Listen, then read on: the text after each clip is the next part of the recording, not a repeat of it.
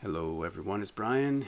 Well, the mailman arrived, and that means it's time to talk about some VCLT. This is from Mark at Mad for Vinyl, so thank you very much, Mark, for sending me this.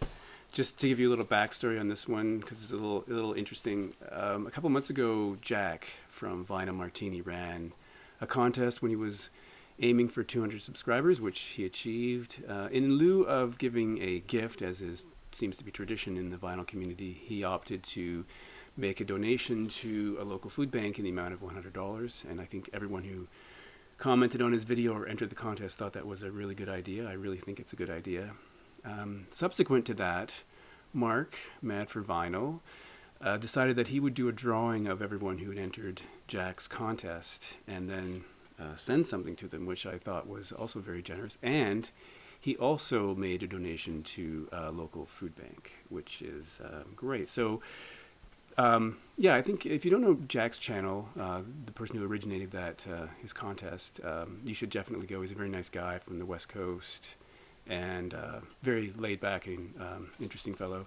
And then Mark, I have a hard time believing that anyone who's watching this wouldn't already know of Mark and Mad for Vinyl. He has a really good channel, and he's always showing some things that he finds. He finds incredible things, not just vinyl, but often like record cases and glasses and kind of things. So really interesting channel with some incredible finds. Very nice guy.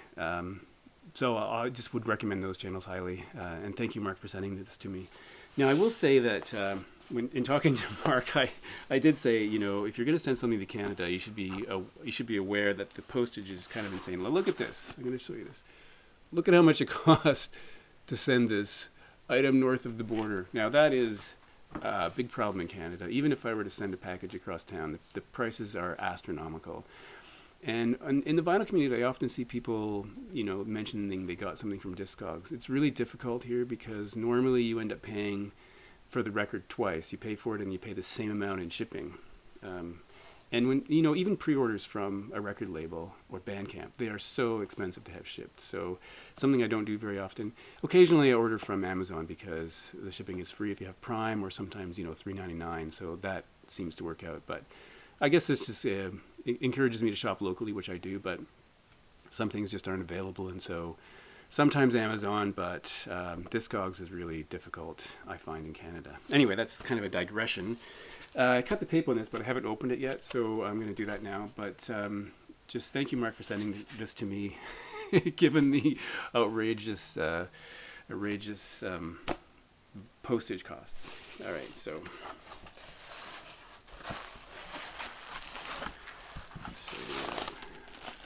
bubble wrap. All right, so let's see. There's a note, which I'll read in a second. So there seems to be a couple things in here. The first is something I've never seen before. So just bear with me while I look at it. 10 unreleased and exclusive tracks from mute artists. So Can, Liars, Moby, Junip.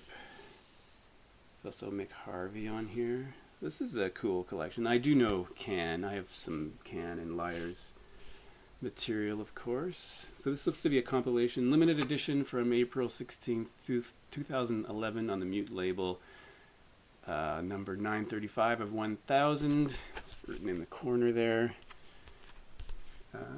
Yeah, this is cool. It has a CD as well in here, apparently, with some bonus tracks. So yeah, I don't know this, but I will definitely listen to it. It's right up my alley. It seems to have some krautrock on here and stuff, so that's really cool. Thank you, Mark.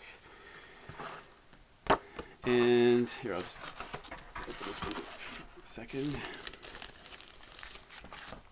Here's your new Beatles poster.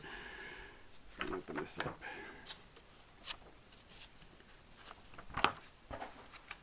up.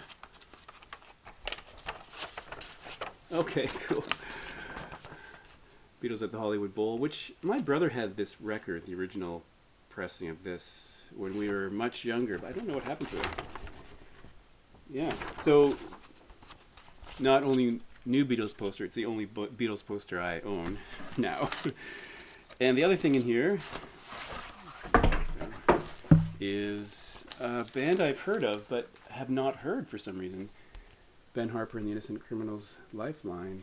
180 gram vinyl, limited edition. Now, funny, I've heard this band mentioned many times, but actually I've never listened to them. So that's kind of interesting. So there's a little postcard, and it says, Lifeline is one of my favorite albums. Okay, well, that's good to know.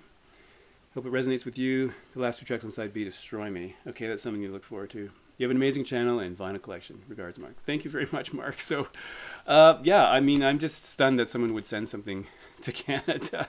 Don't do it. Don't do it. But thank you very much, Mark. I appreciate you sending me these items. I enjoy your channel. Please subscribe to Mark's channel if you don't. And Vinyl Martini too, because why not? But yeah, thanks again for watching, and I'll talk to you next time. Bye.